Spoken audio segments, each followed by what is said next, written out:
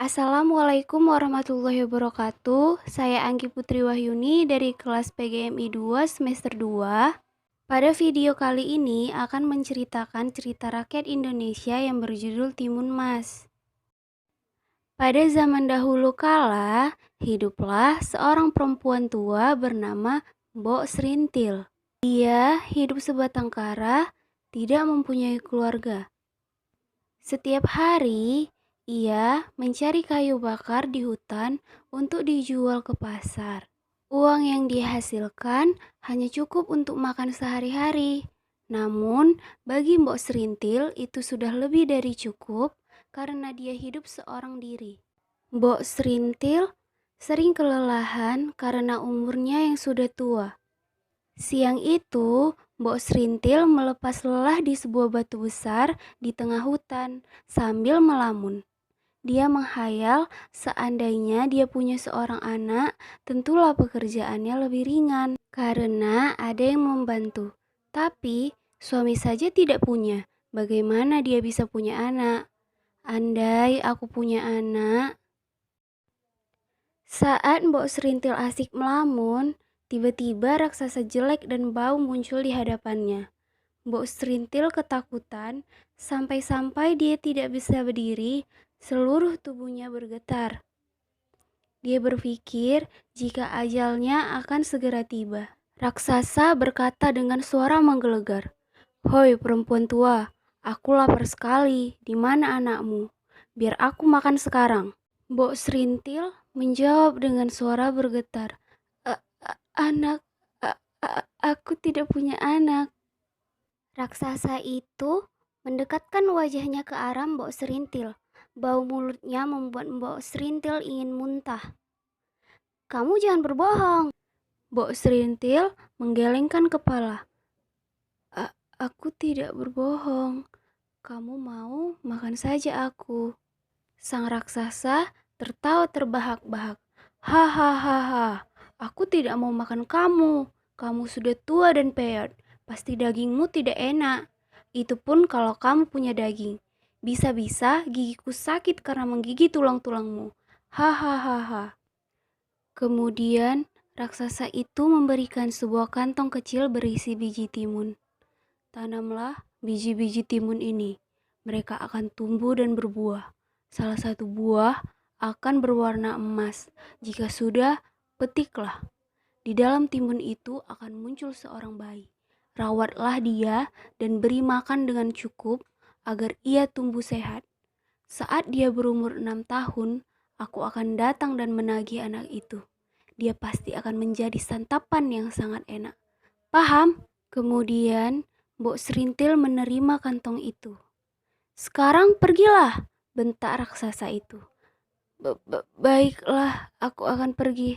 Suaranya yang deras membuat Mbok Serintil lari terbirit-birit. Sesampainya di rumah, Mbok Serintil melaksanakan perintah raksasa. Dia menanam semua biji timun itu di telagan miliknya yang kecil. Setiap hari, dia menyiram dan merawat kebun timunnya. Seiring waktu, tanamannya tambah subur dan mulai berbuah. Benar apa yang dikatakan raksasa, salah satu buah tanamannya berwarna emas. Mbok Serintil memberi perhatian khusus kepada timun mas itu. Timun-timun itu semakin hari semakin masak. Timun mas itu pun juga tumbuh besar. Sudah waktunya membelah timun itu. Sudah waktunya buat timun ini aku petik. Mbok Serintil akhirnya memetik timun mas itu dan membelahnya dengan hati-hati. Betapa terkejutnya dia karena mendapatkan seorang bayi perempuan menangis di sana. Wah, seorang bayi perempuan yang cantik. Mbok Serintil senang sekali dan mendekap bayi itu. Dia menamai bayi itu Timun Mas. Timun Mas tumbuh menjadi anak yang sehat, cekatan, dan terampil. Mbok Serintil tidak henti-hentinya bersyukur karena memiliki anak berbakti seperti Timun Mas. "Sini Mbok, aku bantu." "Iya, Timun Mas sayang." Namun, jika dia teringat janjinya dengan raksasa jahat itu, ia menjadi sedih karena sebentar lagi usia Timun Mas hampir 6 tahun. Kekhawatiran Mbok Serintil terbukti. Raksasa datang untuk menagih janji. Untung saat raksasa datang, Timun Mas sedang pergi ke pasar menjual timun-timun hasil kebun. Mana anakmu nenek tua? Aku sudah tidak sabar memakannya. Mbok Serintil berusaha menenangkan raksasa itu.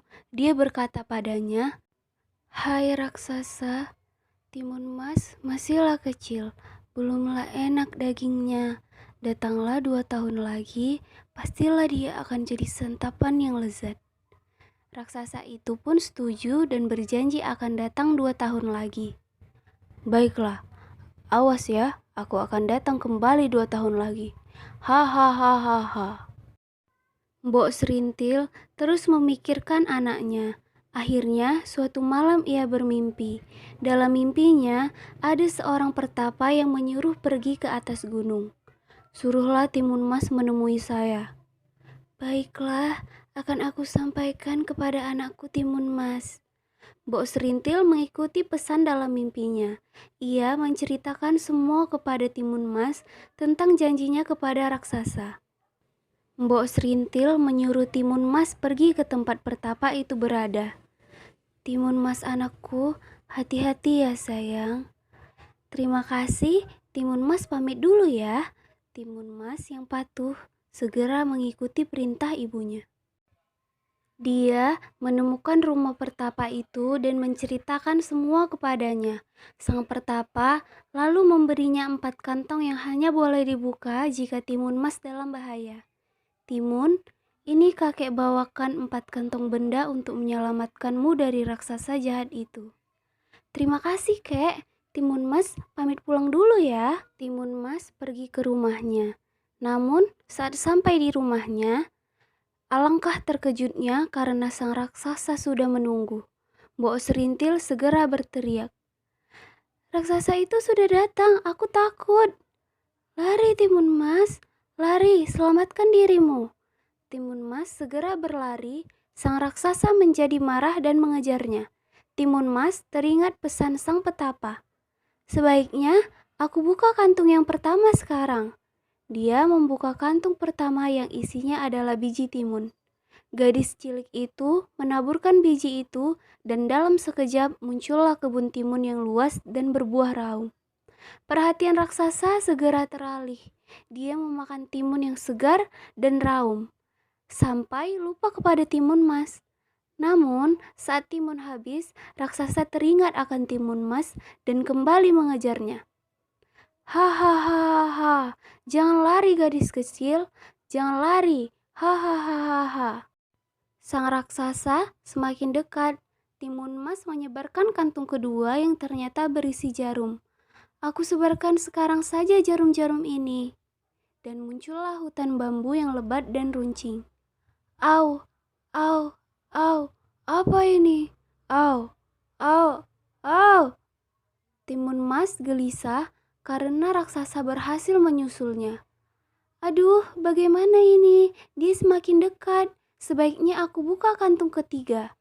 Timun Mas menyebarkan isi kantung ketiga yang berisi garam, dan dalam sekejap muncullah lautan luas. Sang raksasa berusaha berenang dengan cepat. Kaki-kakinya yang terkena bambu terasa perih, tapi itu tidak menyurutkan tekadnya mengejar Timun Mas. "Hei, jangan lari." Timun Mas, "Hei, hei." Hanya tinggal 1 kantong yang tersisa dan sang raksasa baru saja keluar dari laut. Dalam hati Timun Mas, ia menangis dan memohon pada Tuhan untuk melindunginya. "Ya Tuhan, tolong lindungi aku."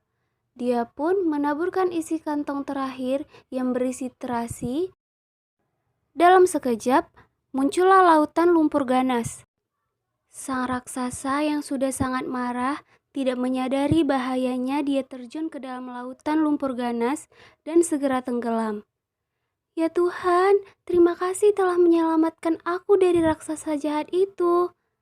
Timun Mas kembali ke rumah dan Mbok Serintil menyambutnya dengan tangisan bahagia. Mereka pun hidup bahagia sebagai ibu dan anak yang saling mengasihi. Pesan moral dari cerita Timun Mas yaitu, jangan mudah menyerah, Hal ini dibuktikan ketika Timun Mas berusaha melarikan diri dari raksasa hingga raksasanya menyerah. Yang kedua, tidak pernah lelah memohon kepada Tuhan. Hal ini dibuktikan dengan saat Timun Mas dikejar oleh raksasa. Yang ketiga, setiap masalah pasti ada jalan keluarnya jika kita mau berusaha dan berdoa saat menghadapinya. Oleh karena itu, saat menghadapi tantangan atau rintangan, kita harus terus berusaha dengan seluruh kemampuan untuk mengatasinya. Sekian cerita rakyat yang berjudul Timun Mas. Terima kasih. Assalamualaikum warahmatullahi wabarakatuh.